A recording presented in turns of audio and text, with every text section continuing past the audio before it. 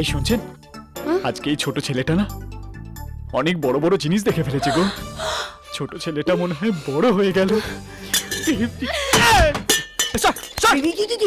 কি হলো গুরুদেব? কি হয়েছে? আমায় বধি বেজে আমার মামার বাড়িতে বাড়িছে সে। কি ব্যাপার বলো তো গুরুদেব? সকাল সকাল এত উত্তেজিত? আর বলিস না, আজ আমি বিনা কাপড়ে চাঁদ দেখে ফেলেছি রে। এরকম কোন চাঁদের উল্লেখ তো পুরাণেও নেই গুরুদেব।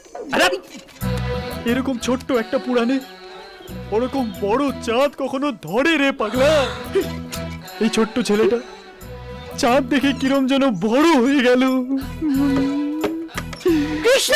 এই, গুরুদেব, আমি আবার বলছি। আরে ওই চাঁদ সবার কপালে জমে না। কৃষ্ণ! তার জন্য অনেক জানো?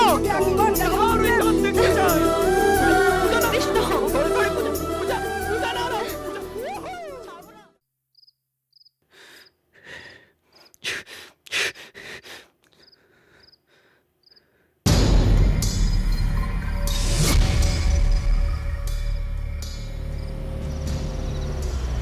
সুলেমান, আদিত্যবাবু আসে, দাঁড়িয়ে আয়।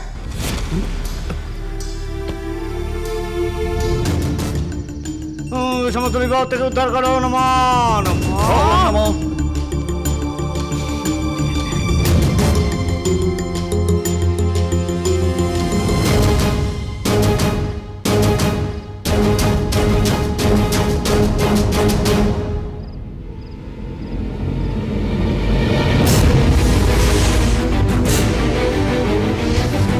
মধুমিতা, এই ছবি এখানে কে লাগিয়েছে? বলো কে লাগিয়েছে? রাজীব, এক্ষুনি এই ছবিটা ছুঁড়ে ফেলে দে।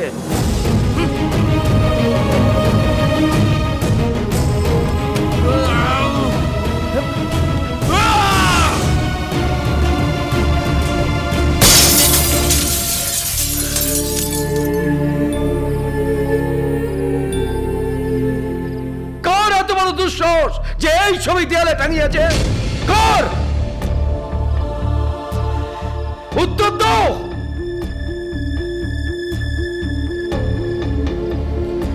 কাকু, আমি পূজা,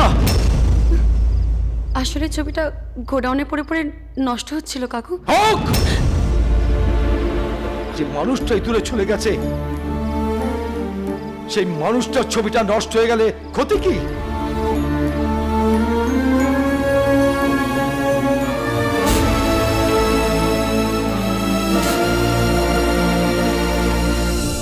এই সুলেমান, মন খারাপ করিস না। মানুষের মনের মাঝখানে যখন ভুল বোঝাবুঝির পাহাড় তৈরি হয় না, তখন সেই পাহাড় ভেঙে ফেলার সাধ্য বাইরের কোনো মানুষের হয় না। দুই পরিবারকে এক করার স্বপ্ন নিয়ে আমি এ বাড়িতে পা রেখেছিলাম। জানি না আমার এই স্বপ্ন সত্যি হবে কিনা।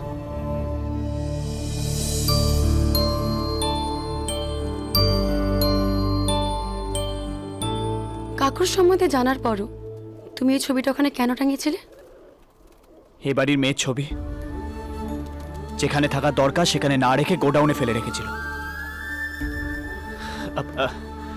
আর তাছাড়া এটা তো বাড়ির পক্ষে ঠিক না, তাই না? আর এ বাড়ির ক্ষতি হোক সেটা আমি চাই না। কিন্তু তুমি আমার দোষ নিজের ঘাড়ে নিলে কেন? কাকু যদি জানতে পারতেন যে ছবিটা তুমি টাঙিয়েছো, তাহলে তোমাকে বাড়ি থেকে বার করে দিতেন, আর সেটা আমার ভালো লাগতো না। তাই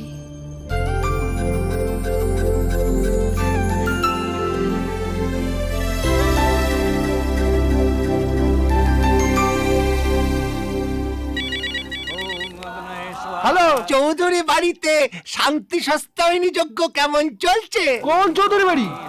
কিসের যোগ্য? তুই আদিত্য চৌধুরীর বাড়িতে শান্তি সস্তায়নী যজ্ঞ করতে যাসনি? না তো। হ্যাঁ, বলুন ঠাকুর মশাই।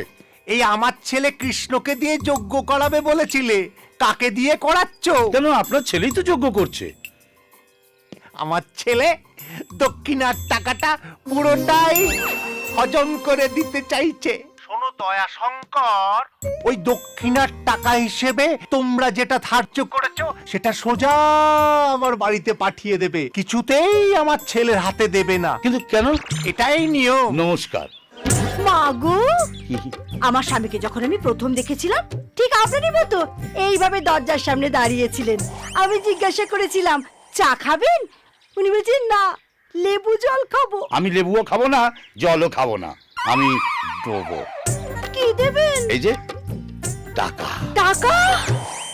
টাকা কখনো দরজার বাইরে দাঁড়িয়ে কেউ দেয় নাকি? না না, আমি কোনো কথা শুন, আপনাকে চা একটু খেতেই হবে। আসুন না, আসুন বলছি। ঠিক আছে, তবে ওই বিস্কুট খাবো না, ও শুধু চা। ও বাবা, কষ্ট করে যখন বার করলেন আবার ঢোকালেন কেন? কি? টাকা ও দিতে যখন এসেছেন তখন দিয়ে দিন না। এই যে ধন্যবাদ।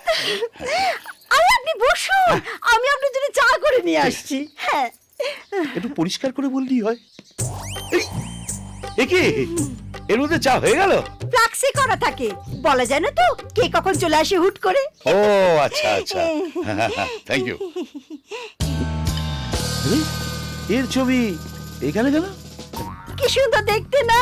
এ আমার একমাত্র ছেলে কৃষ্ণের ছবি। আপনি জোরে জোরে বলবেন সুলেমান, তাহলে দেখবেন কৃষ্ণ চলে এসেছে। I am not Krishna, okay, I am Sulaiman.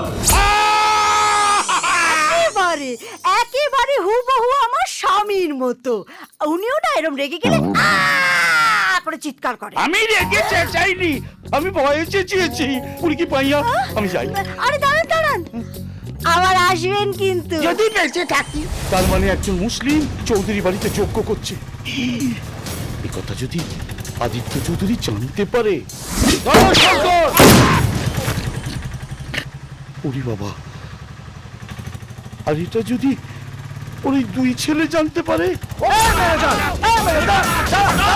ও বাবা, এ তো সুলেমানও জানতে পারে। সুলেমান জানলে তো। সুলেমান সুলেমান সুলেমান, বারবার বলা সত্ত্বেও তুমি আমাকে এই বাড়িতে নিয়ে এসেছো বলদা, এর শাস্তি তোমাকে ভোগ করতেই হবে। না, কাউকে কিছু বলা যাবে না, পুরো ব্যাপারটা বিসর্জন অব্দি ম্যানেজ করে যেতে হবে। অনর্থ হয়ে যাবে রে।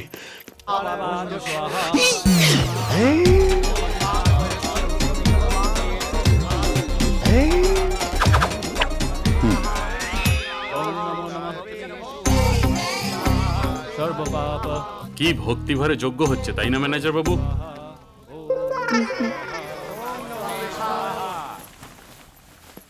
হ্যাঁ, কোন রকমে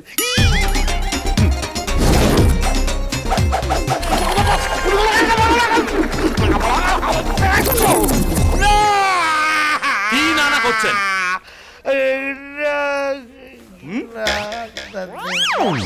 ঠাকুর মশাই, পেন্নাম, আহা, আমার আশীর্বাদ করেন। জানেন, গ্রামের লোক আমার বউরে বাজা বলতো, কিন্তু আজ সকালে খবর পেয়েছি সে পোয়াতি হয়েছে। আহা। এই সবই আপনার যজ্ঞের ফল, না, না, সব আপনার আশীর্বাদ। ছি, ছি, ছি। আশীর্বাদ। আমি কে? হ্যাঁ? কেউ না। এই সব ক্রেডিট কার জানো? কার? আমাদের ম্যানেজার বাবু বলদা। এই, এই শালা, আমার কিসের ক্রেডিট রে? আমার কিসের ক্রেডিট? আরে এই শালা মারবো তিন লাঠি। তোর বউ পোয়াতি হয়েছে তো আমার কি? আমি কি তোর বাড়িতে খেলতে গেছি? হ্যাঁ? রাগ করছো কেন বলদা? তুমি তো জানো আমি যা করি সবই তোমার না, ক্রেডিট। না, আমার কোনো ক্রেডিট নেই, আমার কোনো ক্রেডিট নেই। আমার দিকে কেস দেওয়া না, এই যোগ্য করেছো তুমি, সব ক্রেডিট তোমার। আর হ্যাঁ, যদি কেউ কেস খেয়ে থাকে তাহলে সেটা যদু পুরোহিত। এই যজ্ঞের কথা প্রথম মাথায় এসেছিল এই যদু পুরোহিতের। পুরি কি পাইয়া। বলদা, বলদা গো। এই দয়াশঙ্কর কি বলে গেল? ওর সব পুর কি আমার দিকে পাইয়া করে? আরে সুলেমান, কেমন আছিস? আল্লাহর দোয়াতে ভালো আছি, তোমরা কেমন আছো বলো? ইনশাআল্লাহ ভালোই আছি। কাল আরো ভালো কেন, থাকবো। কাল কি আছে? আদিত্য চৌধুরীর দুই ছেলে আমাদের সেদিন অপমান করেছে। আল্লাহ কসম, কাল ওদের ধরে ধরে পুঁতবো। আরে না না চাচা, ওইসব কিছু করো না। আরে বেটা, অলরেডি করিম ভাইকে কন্ট্রাক্ট দিয়ে দিয়েছি। খবর আছে কালকে ওরা দুর্গাপূজার জন্য ঠাকুর আনতে যাচ্ছে।